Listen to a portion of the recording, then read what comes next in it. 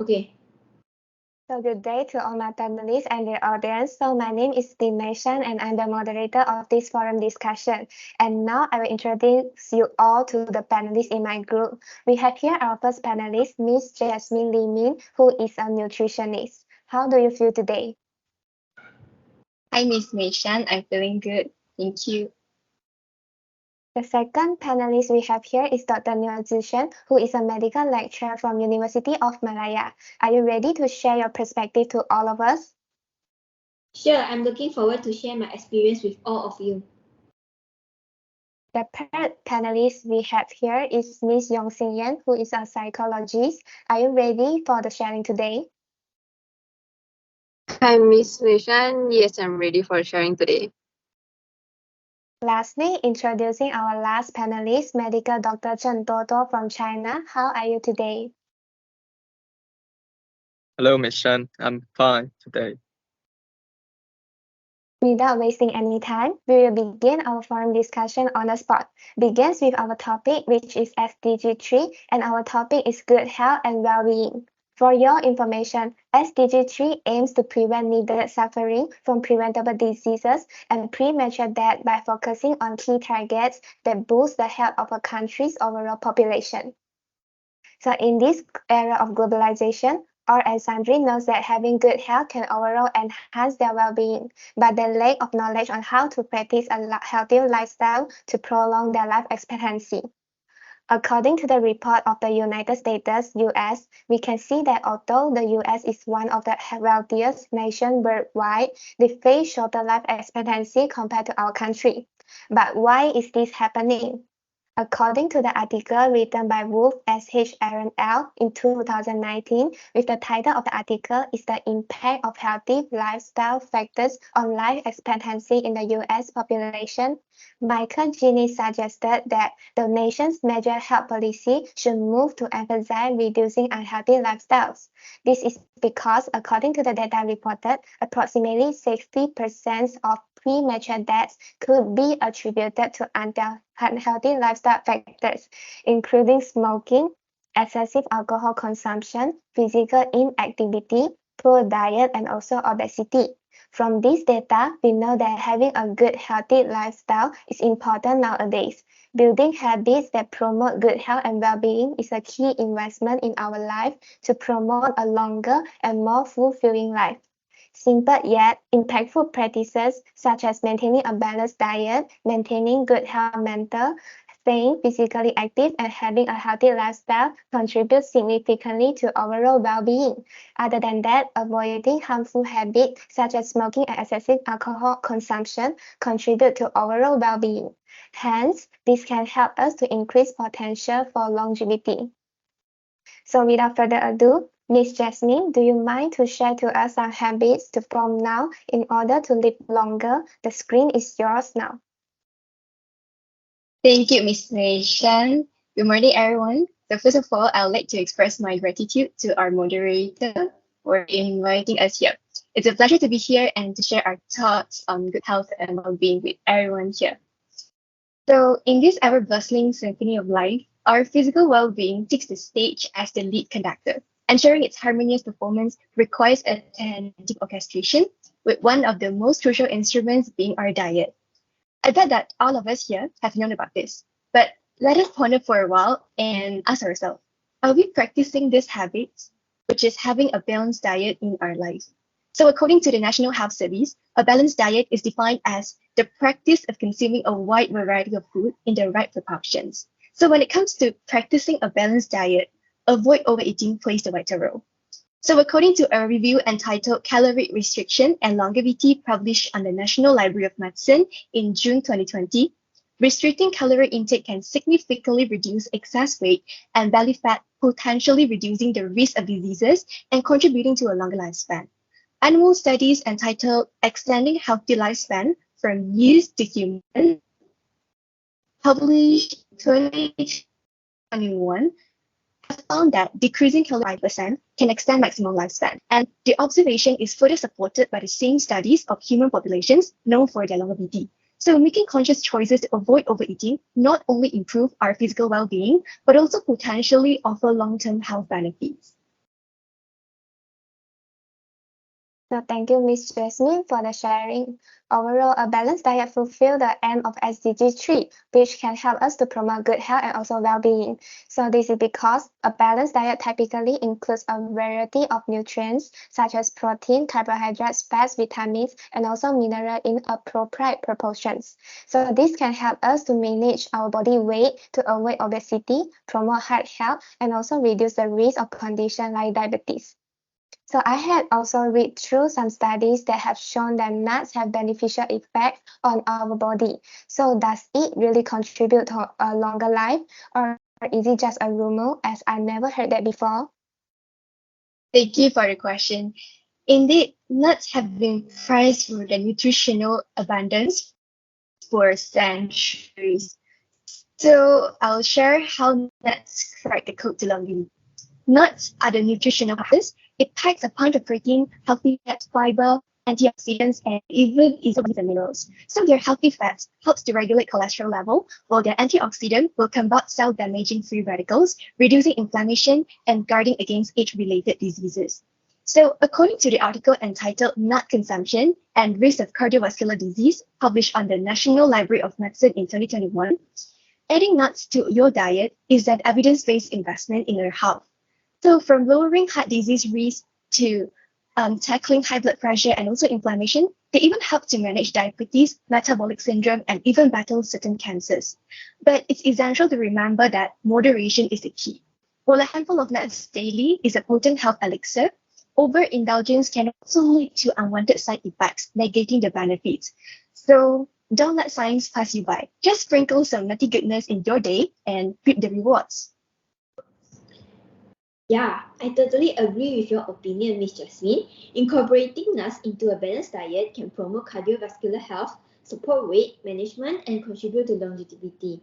So, let us make them a smart and nutritious investment for a longer and healthier life. Okay, so thank you, Ms. Jasmine and Dr. Neo. So now I began to wonder that other than nuts, is there any other foods that we can try out? Yes, I would suggest turmeric or any plant-based food. Curcumin is a prominent antioxidant found in turmeric. It demonstrates promising potential in reducing cancer risk. Furthermore, extensive studies have also shed light on the remarkable impact of vegetarian and vegan diets, naturally rich in plant food. According to a study entitled Vegetarian Diets and Risks of All-Cause Mortality in a Population, published in November 2023, these diets, compared to the conventional channel one, reveal a remarkable statistic, which is a 12 to 15% lower risk of premature. And same studies highlight a 29 to 52% lower risk of succumbing to cancer, heart disease, kidney ailments, and hormone-related illnesses. So these figures, they paint a powerful picture. By embracing turmeric and prioritizing a plant diet, we empower ourselves with a proactive approach to health. This is not merely a matter of individual well-being because it extends to a broader context. By adopting these dietary choices, we contribute to a more sustainable future for our planet as well. Okay, thank you, Ms. Jasmine. It really answered my question. Together, turmeric and plant-based diet create a holistic approach to enhancing health and well-being by promoting nutrient intake and fostering a balanced diet. So for the overall summary, I just have one sentence to share with all of you, which is if you want to feel better, do it better. So next question, I will pass it to Dr. Nyo. So we will begin with a simple question. In your perspective, what can we do to maintain a good health nowadays? From my point of view, we can live longer by staying physically active. It should come as no surprise that staying physically active can keep you healthy and add years into your life. As few as 15 minutes of exercise per day may help you achieve benefits. We could include an additional 3 years of life. Furthermore, your risk of premature death may decrease by 4% for each additional 15 minutes of daily physical activity. A recent review observed a 22% lower risk of early death in individuals over 60 who exercise. Even though they work out less than the recommended 150 minutes per week, people who hit the 115-minute recommendation were 28% less likely to die early. What's more, the number 35% for those who exercise beyond this guidance. Finally, some research links vigorous activity to a 5% greater reduction in risk compared to low or moderate intensity activities. I would like to emphasize that exercise can improve our energy levels as aerobic exercise boosts our cardiovascular systems and improves lung health, which may help with energy levels. For instance, our heart pumps more blood as we move, delivering more oxygen to your working muscles. With regular exercise, our heart becomes more efficient at moving oxygen into our blood. Thank you, Dr. Neil, for the sharing. I do strongly agree that integrating regular physical activity into our lives is a key factor in promoting longevity and overall well-being too. Exercising more than 150 minutes per week will be perfect, but even small amounts of exercises can also help in prolonging our lifespan. Therefore, staying active no matter how busy your life is, a quick workout is always better than no workout. So, Dr. Neil, do you mind to share with us what serious disease can actually be prevented by staying physically active? Based on the article, The Top 10 Benefits of Regular Physical Activity, published by Healthline Media, chronic disease such as type 2 diabetes, heart disease, cancer such as breast, colorectal, lung, and liver cancer, and among other types such as high LDL cholesterol and hypertension can be prevented by staying physically active. As usually, physically exercise are widely known as medicine for chronic diseases. That's really interesting to know, Dr. Neo. I agree to you that to enhance cardiovascular function and maintaining a healthy weight, the benefits of physical activity do contribute a lot to us. Now, thank you, Dr. Neil and Ms. Yan. And now let's move on to a much more serious question. I heard that brain memory can also be improved by doing exercises. Is it true, or is it just a lie that made up by our parents to ensure that our exercise regularly? Yeah, sure, it is true. Exercise can improve brain function and protect our memory and thinking skills. To begin with, exercise increases your heart rate. This promotes the flow of blood and oxygen to your brain. It can also stimulate the production of hormones that enhance the growth of brain cells. For example, exercise has been shown to cause the hippocampus to grow in size, which may help improve mental function. This is part of the brain that is vital for memory and learning. Indirectly, exercise improves mood and sleep and reduces stress and anxiety. Problems in these areas frequently cause or contribute to cognitive impairment. Based on the article, The Top 10 Benefits of Regular Physical Activity published by Healthline Media, many studies have suggested that the parts of the brain that control thinking and memory, which are the prefrontal cortex and medial temporal cortex, have greater volume in people who exercise versus people who don't. Even more exciting is the finding that engaging in a program of regular exercise of moderate intensity over 6 months or a year is associated with an increase in the volume of selected brain regions. Say Dr. Scott McGinnis, a neurologist at Brigham and Women's Hospital and an instructor in neurology at Harvard Medical School. So regular physical activities is important in older adults because it can help slow down their physiological effects of aging in your brain. It may also help reduce changes in the brain that can contribute to conditions like Alzheimer's disease and dementia. Okay, so thank you, Dr. Neil, for addressing this interesting question. So incorporating exercise into one's routine is a promising strategy for enhancing our brain memory. So if you don't listen to the old man, you will lose. So for a quick summary here, I hope all of us remember that fitness is not about being better than someone. It is about being better than yourself. And now for a better life. So for the next session, we will move on to Miss Yan. So the question will be under our emotional part. And the first question is quite interesting. Will happiness increase our life expectancy? The screen is yours now. Thank you, Ms. Shan. Yes, happiness increases our life expectancy. Happiness is the meaning and the purpose of life, the whole aim and end of human existence. The ancient Greek philosopher Aristotle says this word more than 2,000 years ago, and they still ring true today.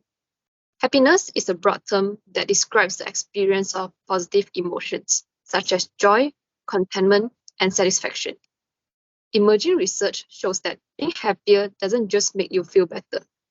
It actually brings a host of potential health benefits. Feeling happy can significantly increase your longevity. In fact, happier individuals have a 3.7 reduction in early death over a 5-year study period. A study of 180 Catholic nuns analyzed their self-reported levels of happiness when they first entered the monastery and later compared this level to their longevity. Those who felt happiest at 22 years of age were 2.5 times more likely to still be alive 6 decades later. Finally, a review of 35 studies showed that happy people may live up to 18% longer than their less happy counterparts. Thank you, Ms. Yan, for emphasizing again our topic of SDG 3, which stated the significant impact of happiness on longevity and also well-being. So thank you, Ms. Yan, also providing a modern perspective that aligns with Asian philosophical insights. I do agree that there is always a connection between happiness and also life expectancy. So next question is really related to all of us, as we will be stressed due to our work, study, and so on. So how does stress and anxiety relate to our life expectancy? Actually, anxiety and stress may significantly decrease our lifespan. For instance, women suffering from stress or anxiety are reportedly up to 2 times more likely to die from heart disease, stroke, or lung cancer. Similarly, the risk of premature death is up to 3 times higher for anxious or stressed men compared to their more relaxed counterparts. So, if you're feeling stressed, laughter and optimism could be 2 key components of the solution. Studies from Healthline Media shows that pessimistic individuals have a 42% higher risk of early death than more optimistic people. However, both laughter and positive outlook on life can reduce stress, potentially prolonging our life. Yes, I totally agree that incorporating to one's routine can be crucial in reducing stress level and can prolong our life expectancy as well. So you will always be happy and have a positive effect not only on your mood, but also your lifespan. So why don't we maintain our happiness? Just be generous. Exactly, I do agree with Miss Jasmine. Well, Miss Yan, I am curious now, is it social circle effect as well? Of course, Ms. Mason, researchers reported that maintaining healthy social networks can help us improve our odds of survival by 50%. In fact, having just 3 social ties may decrease your risk of early death by more than 200%. Based on the studies done and reported by Healthline, also link healthy social networks to positive changes in heart, brain, hormonal, and immune function, which may decrease your risk of chronic diseases. A strong social circle might also help us react less negatively to stress, perhaps further explaining the positive effect on lifespan. Finally, we can conclude that providing support to others may be more beneficial than receiving it. In addition to accepting care from your friends and family, make sure to return the favor. Thank you, Miss Yan, for answering my question. I do agree that having a strong and connected social circle will always help us to stay in a positive mood, as they will always comfort our mood and provide support to us no matter rain or shine. So for a quick summary here, a good laugh is always the best curse in the doctor's book. So lastly, we will introducing our Dr. Chen from China. It is our honor to invite Dr. Chen from overseas to our forum discussion today. So here are the scenario. My parents are alcohol lovers, so do some adults around us. So does alcohol intake really affect our health and why? Yes, alcohol intake can affect health, and its impact varies based on the factors such as the amount of consumed, frequency, and the individual health conditions. If people around us drink heavily, they may have an increased risk of liver, heart, and hypertonic diseases. There are still some potential consequences. such as the chronic heavy drinking can lead to serious health issues, including liver cirrhosis, cardiovascular problems, and increased vulnerability to premature mortality. So to keep consumption moderate, it is recommended that women aim for 1 to 2 units or less per day, and a maximum of 6 per week. Men should keep the daily intake to less than 3 units, with a maximum of 40 per week. Okay, so thank you, Dr. Chen, for your precious information. From the information provided by Dr. Chen, we know that those alcohol lovers have shorter life expectancy than those non-alcohol lovers due to lower health condition, as alcohol lovers will have higher risk to suffer from serious disease like cardiovascular disease. Therefore, I would like to share a piece of advice with all my beloved panelists and also audience. You are not responsible for your disease, but you are responsible for your behavior. Next, we will move to the second questions. As we all know that sleeping is vital in our daily life, so is it important for us to develop a good sleeping pattern to maintain a good health and well-being? Yeah, of course. Developing a good sleeping pattern is very important for overall health and well-being. It helps regulate mood, cognitive function, and physical health. Too little sleep may also promote inflammation and increase your risk of diabetes, heart disease, and obesity. There are links to shorten lifespan. On the other hand, excessive sleep could be linked to depression, low physical activity, and undiagnosed health conditions. Besides, a recent study reports that longevity is likely linked to regular sleep patterns, such as going to bed and waking up around the same time each day. So, based on the article, I recommend people developing a sleeping routine that includes 7 to 8 hours of sleep each night.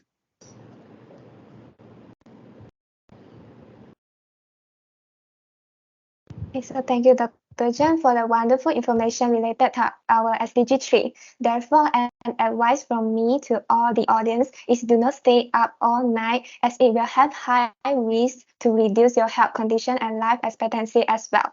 And don't forget, sleeping is a golden chain that ties health and our bodies together throughout our whole life. So for the overall summary, there are a few steps that can lead us to improve our health and wellness. With the evidence-based tips above, it's easy to introduce small changes that can have a big impact on your overall health. There are lots of suggestions that can help to improve your health, but it's best to put just 1 or 2 into practices at a time so you won't get burnt out. So let's do something today that your future self will thank you for. Thanks all my beloved panelists and the audience that is willing to spend your time with me to the forum discussion today. We will appreciate it. Thank you again.